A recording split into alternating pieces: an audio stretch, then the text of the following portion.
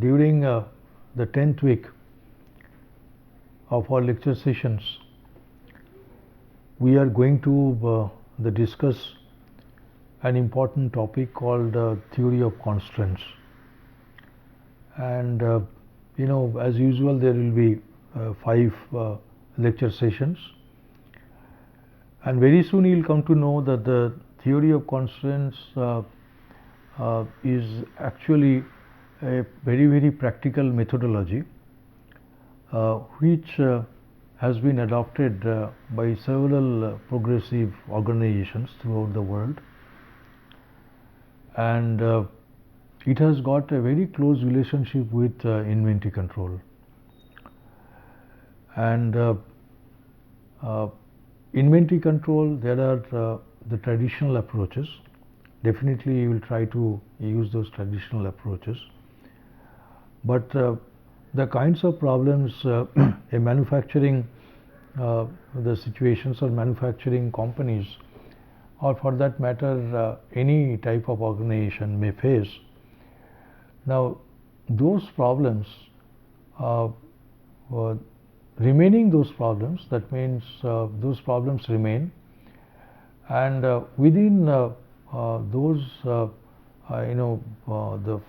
problems, the set, you need to so the control inventory, you need to control production, and for that the researchers, the practitioners, they have been proposing different approaches. So one such approach is the theory of constraints. That means there cannot be any situations where the constraints are absent, and the constraints could be the different types, and because of these constraints there could be bottlenecks, and if there are bottlenecks and there are the no control, there is no control on the bottleneck operations or no controls on the bottlenecks, ultimately it has got a severe negative effect on the organizational performance. So this is to be considered, and during these lecture sessions, all these next 5 lecture sessions during this week, the 10th week, I will be discussing the theory of constraints in detail and wherever possible with examples, and you will come to know at the end of these sessions that why the materials management that gets benefit if the theory of constraint based methodology is applied in a manufacturing situation or in a manufacturing organization. Just make a note that the theory of constraint is applied at the plant level. That means a company may have the several say the divisions. Each division may have the several plants or several the work locations, and at each plant you can apply the theory of constraints. So that is your unit of analysis. Now during the 5 lecture sessions, the topics I am going to cover, that let me first tell you what are the specific topics I am going to cover in this lecture sessions. That means during the first lecture session, I will be discussing the basic concepts and the issues. This is very important. You must have very clear idea about the basic concepts and issues involved while you study theory of constraints. You study the relationship of, let's say, the theory of constraints with the materials management. So that is our lecture 1 coverage. In the next lecture sessions, lecture 2, we'll discuss the 2 important issues, and these are basically the bottleneck resources and the non-bottleneck resources. Okay, and the theory of constraints deals with the resources. So you must know how do you define a resource, and how do you define a bottleneck resource, how do you define the non-bottleneck resource, and what kinds of the conditions imposed on bottleneck resource as well as the non-bottleneck resource, and how many different ways they may interact, and to what extent this may affect the system performance or at the plant level overall plant performance. During the third lecture session, related to the theory of constants, the number of terms and terminologies you are going to say the define, you are going to say measure. So what are these terms? There are a number of such terms. It has have got specific meanings and usability. First one is the process and transfer batches, so we will discuss it. Dependent events and statistical fluctuations, what do you mean by these terms, in which context they become relevant. Capacity constraint resources, in short they are CCRs. So this is an important as a kind of resource. So how do you define it? What is its impact on the system performance, or to what extent it defines the theory of constants based methodology, and what are the specific theory of constant principles. Okay, there is a set of principles. So once you study all these aspects, now you reach a particular stage, and at this stage you should be aware of that what are the principles, and you must be able to interpret them. During lecture, the fourth lecture sessions, we will discuss how to achieve continual improvement of system performance using TOC approach or theory of constants approach. Equivalent systems, sometimes we need to study, that is the drum buffer rope scheduling.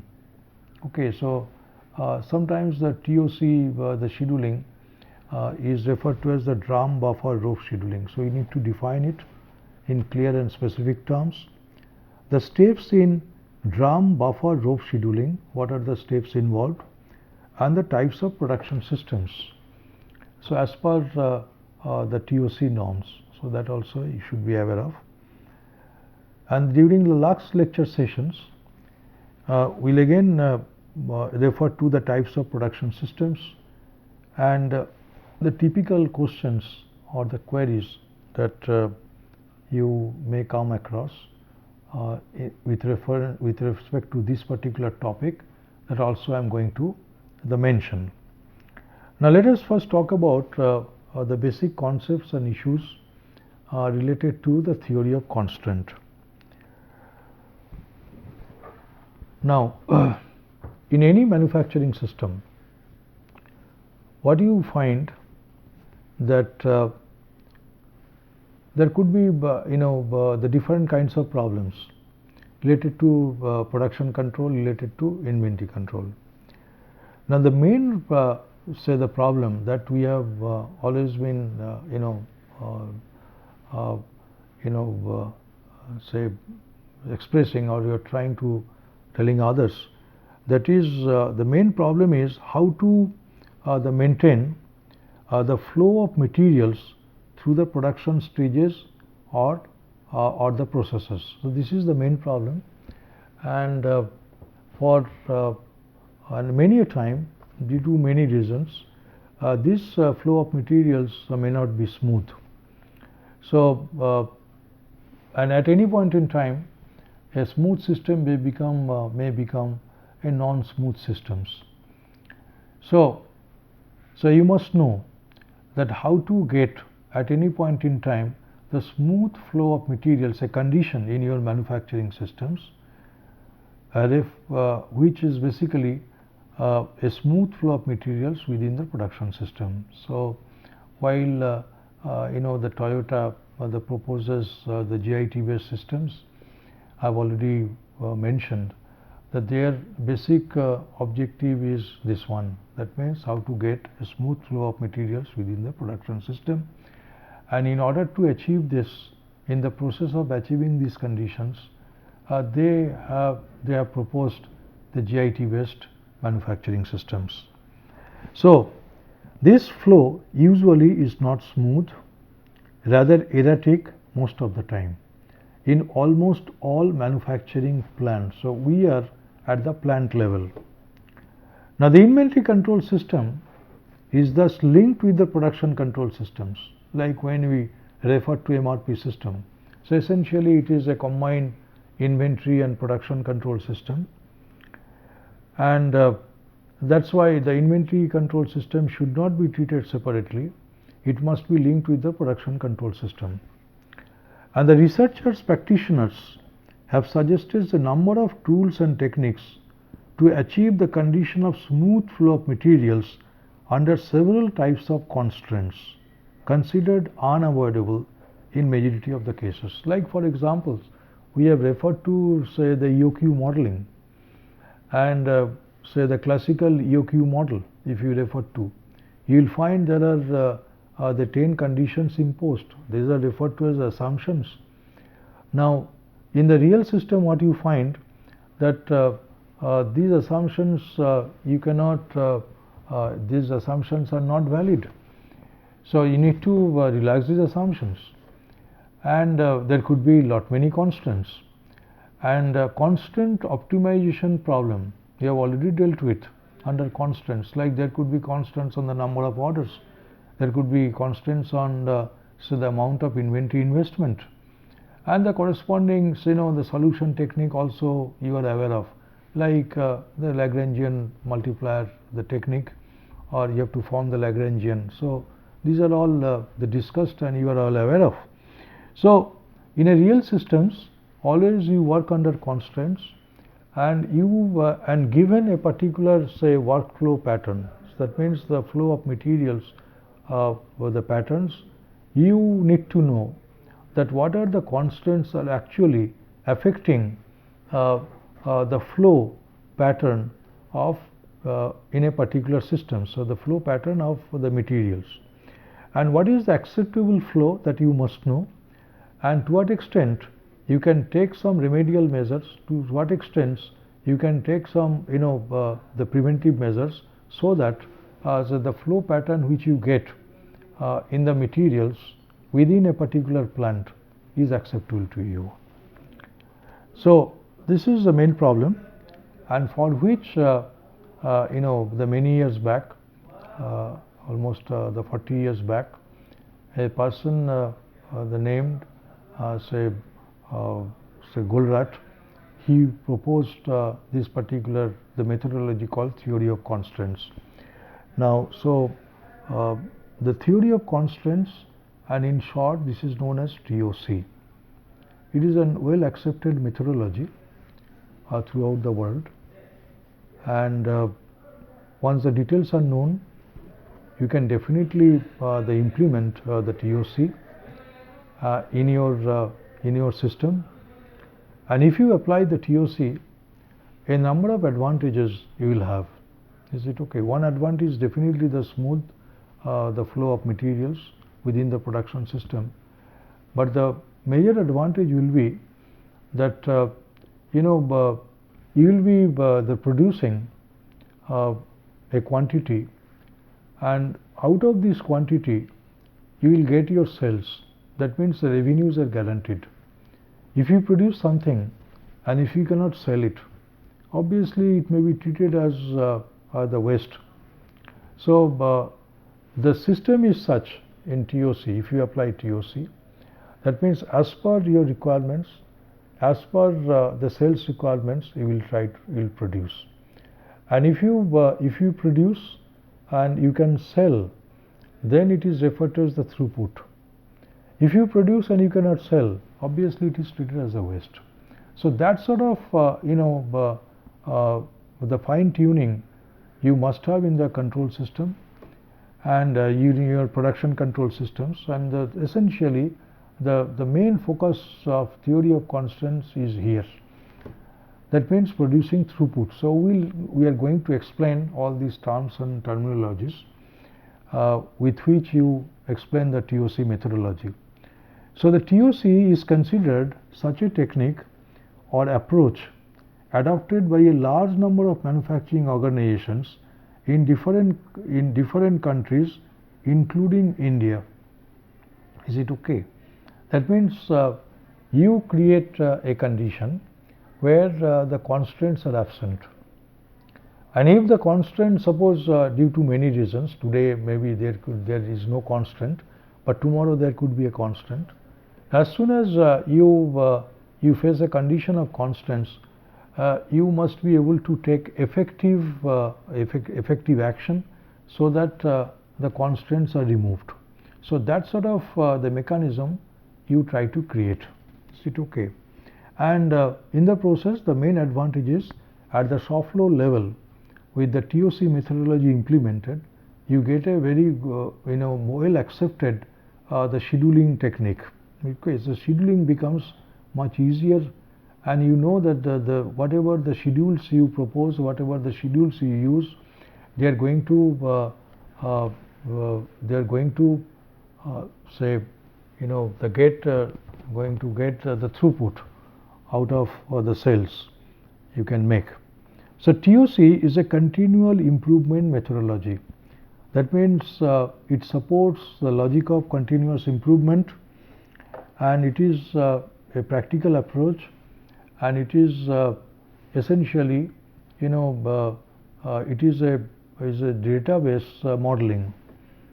So this methodology focuses on identification and management of constraints. That's why it is referred to as the theory of constraints, and for achievement of organizational goals. So first thing you must know that given an organization, what is its specific goals?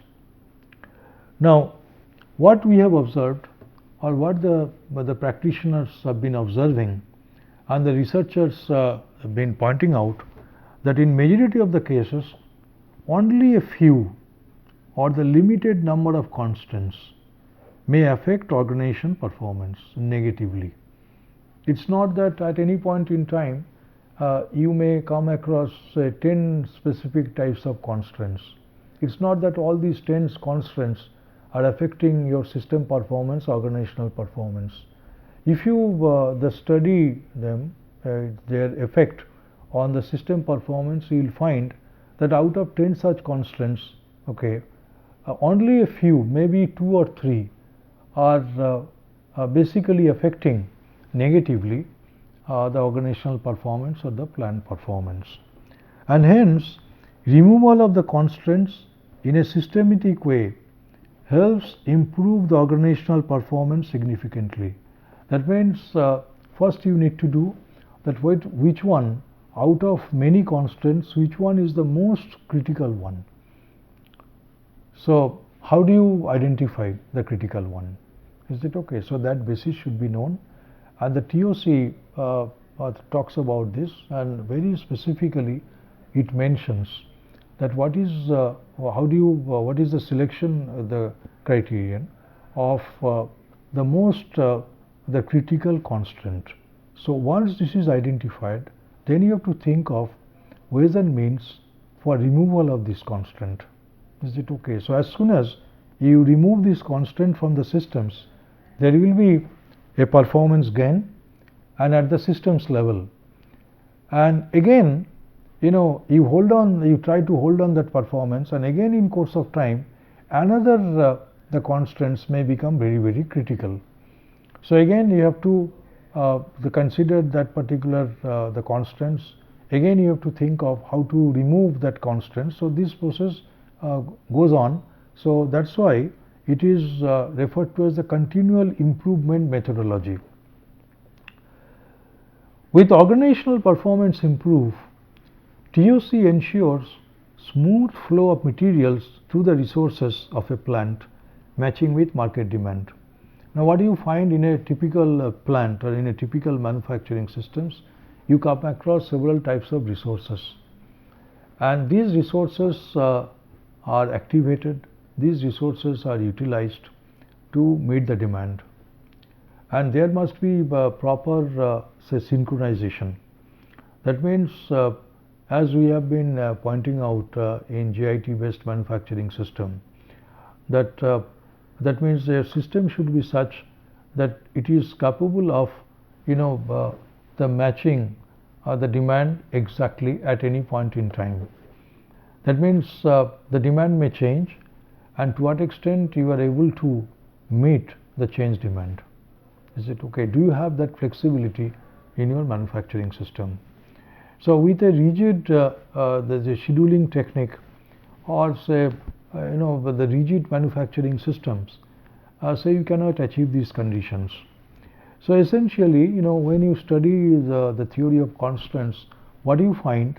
That the knowingly or unknowingly, you are making the system a flexible one, and this flexibility will have a positive impact on the system performance, particularly in getting a condition of, say, smooth flow of materials through the resources of a plant. So we'll define what is a resource, okay, and what are the possible types of constants you may have, how do you define bottlenecks. So all these details we are going to discuss. As I pointed out, the TOC originally developed by Sir Goldratt is applied at plant level of an organization. That's a unit of analysis, and is also known as optimized production technology, OPT. So it is known with the several names. One name is the OPT, or optimized production technology.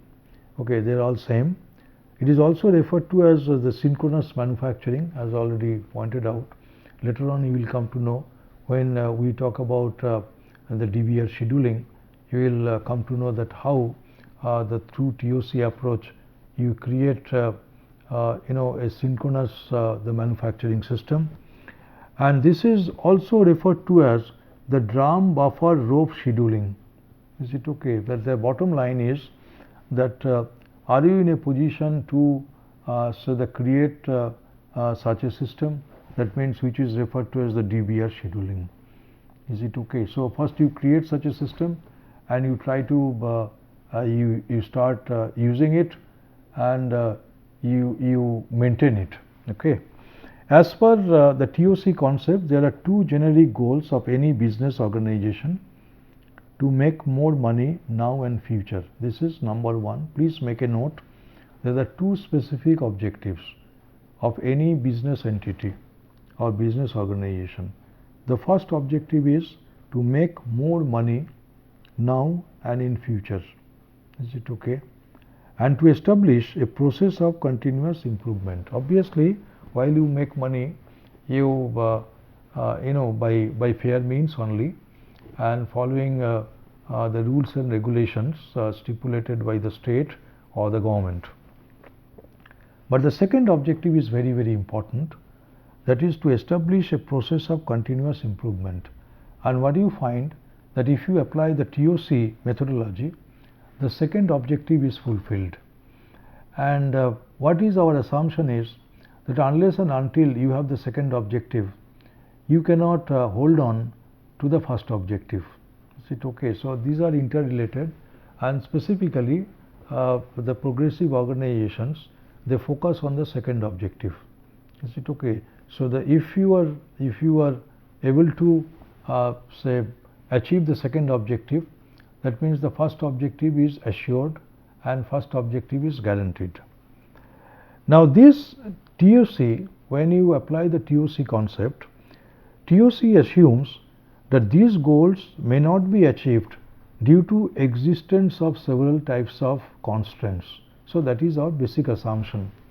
As I have already pointed out, that always at any point in time there could be many types of constraints you should be aware of, particularly in fact at each level, whether it is a strategic level or the operations level, or at the middle management level or the tactical so the management.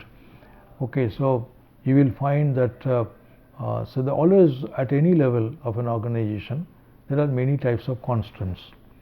So you should be aware of, and it is necessary to assess the impact of such constraints on organizational performance. So this is the point, this is the basic point. So you must be able to do that and take effective steps for removal of the constraints in a systematic manner. So the point to be noted is the systematic manner. It's not that but there must be systems to be created. It's not just an individual approach. Is it okay? So whenever you try to implement TOC, that means you try to create a system, okay, for the TOC. The starting point for development of TOC methodology is defining a constant. Now, what is a constant?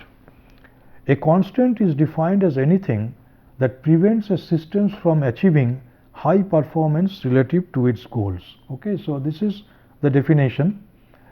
So, so the constraints can be of two types, external and internal. So I'll just tell you few examples of external constraints. First one is the market demand limitations, and because of this your performance is affected. And the second one is could be the supply limitations.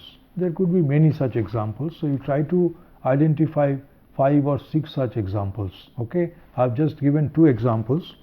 Examples of internal constraints. Again, there could be many such many examples.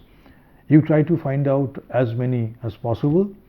One example is capacity limitation of resources, say work centers, etc. That is one.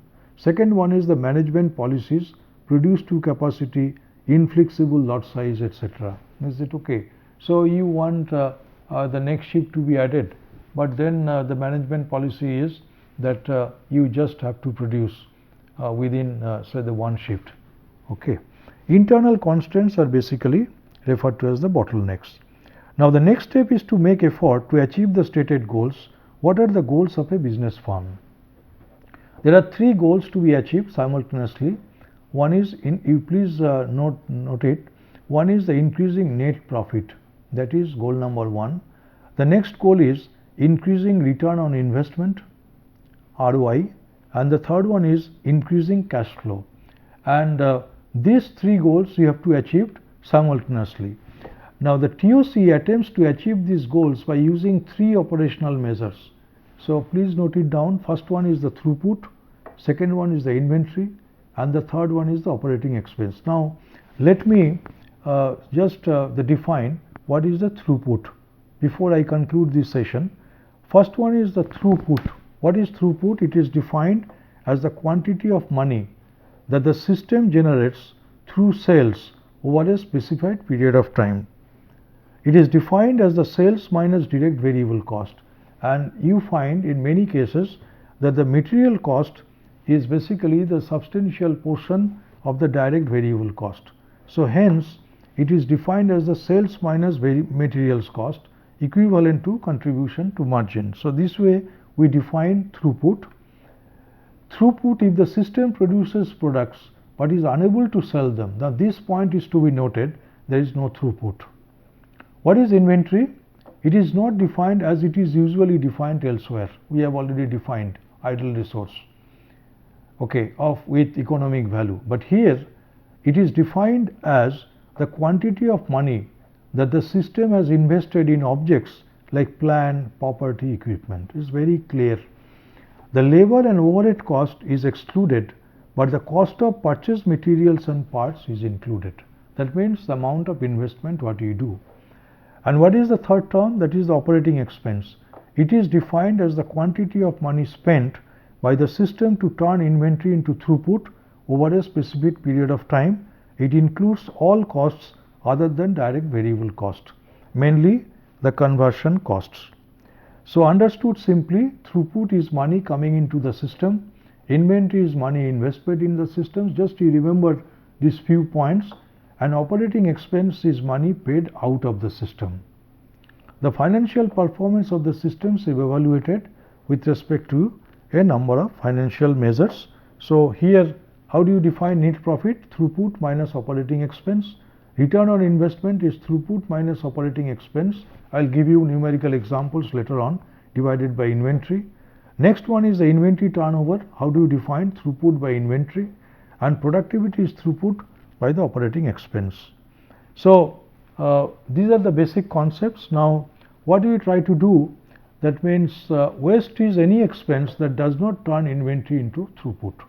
Okay, so this point we are going to elaborate and later on, and what we will find that the TOC emphasizes on the overall system performance improvement considering optimization of the entire logistical systems of gold. That means what are the three goals? The increased throughput, reduced inventory, and decreased operating expenses. Okay, so with this the basic understanding of say the TOC and the terms and terminologies we are going to say the use while while you develop a TOC methodology in a particular plant or in a particular systems. Now we will elaborate all other issues subsequently in the subsequent lecture sessions. So thank you.